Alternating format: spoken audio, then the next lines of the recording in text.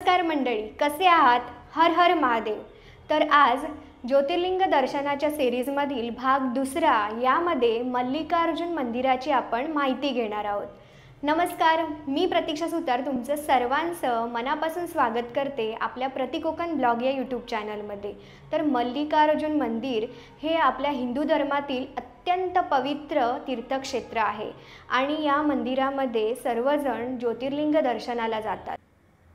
ज्येष्ठ नागरिकांसाठी येथील मंदिर प्रशासनाने बॅटरीवर चालणारी रिक्षेची सोय केलेली आहे। तर हे मंदिर आंध्र प्रदेश राज्यातील कृष्णा नदीच्या तीरावर आहे। मंदिराच्या दर्शनाला जातानाच तुम्हाला नारळ विक्रेता केंद्र दिसेल आणि त्याच्या बाजूलाच फ्री दर्शन रांग तसंच अतिशीघ्र दर्शन रांग, क्लॉक रूम तसंच माईक अनाउन्समेंट रूम बघायला भेटेल। या मंदिराचे वैशिष्ट्य म्हणजे ज्योतिर्लिंग आणि शक्तिपीठ हे दोन्ही एकत्र आहेत। इथे तुम्हाला दर्शनाची फी दिलेली आहे 150, 300 आणि 500 रुपये। दर्शनाला जाताना इलेक्ट्रॉनिक आणि मोबाईल जर असेल तर त्या वस्तू तिथे जमा कराव्या लागतात। महाशिवरात्र, कार्तिक या कालावधीत लाखो भाविक लोक दर्शनासाठी येतात आणि हे मंदिर नेहमी खुले असते। मंदिर संकुलात आकर्षक कोरीव काम केलेले हॉल, विशाल भिंती व अनेक उपमंदिरं आहेत।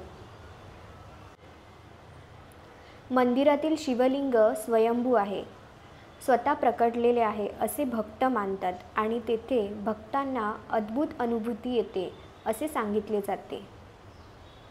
तसंच या मंदिराचं आध्यात्मिक महत्त्व देखील आहे। येथील दर्शनाने किंवा साध्या उपस्थितीने भक्तांना शांती, समाधान व प्रगती मिळते असा दृढ विश्वास आहे। तुम्हाला माहिती आहे का या मंदिराला मल्लिकार्जुन असे नाव का पडले? तर परंपरेनुसार अमावस्येला शिव अर्जुन रूपात आणि पौर्णिमेला पार्वती माता मल्लिका रूपात प्रकट झाल्या, त्यामुळे या मंदिराला मल्लिकार्जुन असे नाव पडले। विजयनगर साम्राज्याच्या काळात मोठ्या प्रमाणात तिथे बांधकाम झाले। मराठा राजा छत्रपती शिवाजी महाराजांनी देखील 1674 मध्ये मंदिराच्या दुरुस्तीला मदत केली।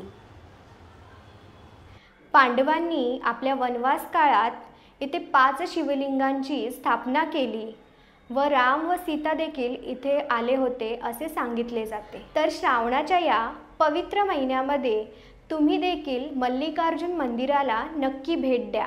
तर तुम्हाला आजचा व्हिडिओ कसा वाटला नक्की कमेंट करून सांगा आणि असेच नवीन व्हिडिओ पाहण्यासाठी चॅनलला सबस्क्राईब करायला विसरू नका। पुन्हा भेटूया पुढच्या व्हिडिओमध्ये।